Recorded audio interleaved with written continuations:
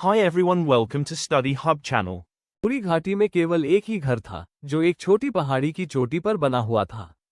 इस ऊंचाई से नदी और पके हुए मक्के के खेत दिखाई देते थे जिनमें फूल खिले हुए थे जो हमेशा अच्छी फसल का संकेत देते थे।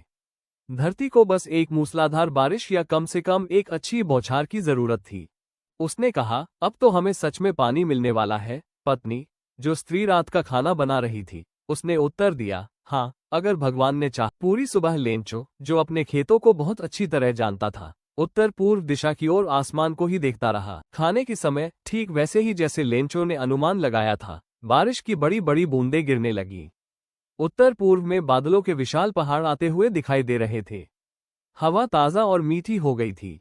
लेंचो केवल इस आनंद के लिए बाहर गया कि वो अपने शरीर पर बारिश को महसूस कर सके। लौटकर उसने खुशी से कहा, ये बारिश की बूंदें नहीं है, ये तो नए सिक्के हैं। बड़ी बूंदें 10 सेंट के सिक्कों जैसी हैं और छोटी बूंदें 5 सेंट की। लेकिन अचानक तेज हवा चलने लगी और बारिश के साथ साथ बहुत बड़े बड़े ओले गिरने लगे। वे सचमुच नए चांदी के सिक्कों जैसे लग रहे थे। लड़के बारिश में भीगते हुए बाहर भागे और जमी हुई मोतियों जैसी ओलों को इकट्ठा करने लगे।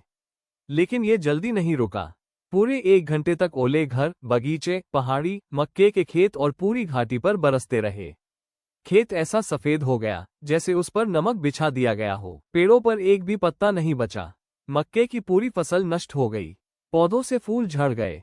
लेंचो का हृदय दुख से भर गया। लेंचो ने अपने बेटों से कहा, इस साल हमारे पास खाने के लिए कुछ भी नहीं बचेगा। हम भूखे मर जाएंगे। वो बहुत उदास और चिंतित था। पूरी रात लेंचो भगवान की मदद के बारे में सोचता रहा। अगले रविवार सुबह उसने एक पत्र लिखा। ये पत्र भगवान के नाम था। लेंचो ने पत्र में लिखा, हे भगवान, अगर आपने मेरी मदद नहीं की तो इस साल मेरा परिवार भूखा रह जाएगा। मुझे 100 पेसो चाहिए ताकि मैं फिर से खेत बो सकूं और फसल आने तक जीवित रह सकूं। पत्र पूरा करने के बाद लेंचो शहर गया। उसने लिफाफे पर भगवान के नाम लिखा, टिकट लगाया और पत्र डाक पेटी में डाल दिया। डाकघर में एक कर्मचारी ने भगवान के नाम लिखा हुआ पत्र देखा।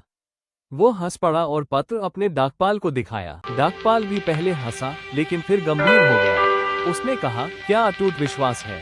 काश मेरे पास भी ऐसा विश्वास होता। लेखक का भगवान पर विश्वास न टूटे, इसलिए डाकपाल ने फैसला किया कि वो उस पत्र का उत्तर देगा। डाकपाल ने अपने कर्मचारियों से मदद मांगी। उसने खुद अपनी तनख्वाह से पैसे दिए और अपने दोस्तों से भी दान लिया। 100 पेसो इकट्ठा करना संभव नहीं था।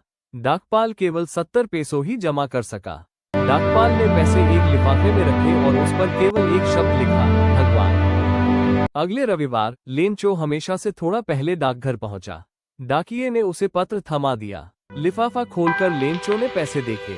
उसे कोई हैरानी नहीं हुई क्योंकि उसका विश्वास अडिग था। लेकिन जैसे ही लेंचो ने पैसे गिने, वो गुस्से से भर गया। भगवान गलती नहीं कर सकते थे। लेंचो ने कागज और स्याही मांगी। वो सार्वजनिक मेज पर बैठा दूसरा पत्र लिखने लगा।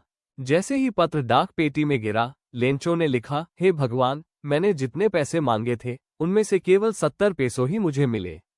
बाकी पैसे भेज दीजिए क्योंकि मुझे उनकी बहुत जरूरत है। लेकिन उन्हें डाक से मत भेजिए क्योंकि डाकघर के कर्मचारी चोर हैं। लेंचो का विश्वास इतना अडिग था कि उसने किसी इंसान की मदद को भगवान की तरह देखा। उसकी सच्चाई और भरोसे ने सभी को छू लिया। कहानी से हमें ये सीख मिलती है, सच्चा विश्वास और इंसानियत हमेशा असर डालती है। The end. Don't forget to like, share and subscribe for more informative videos.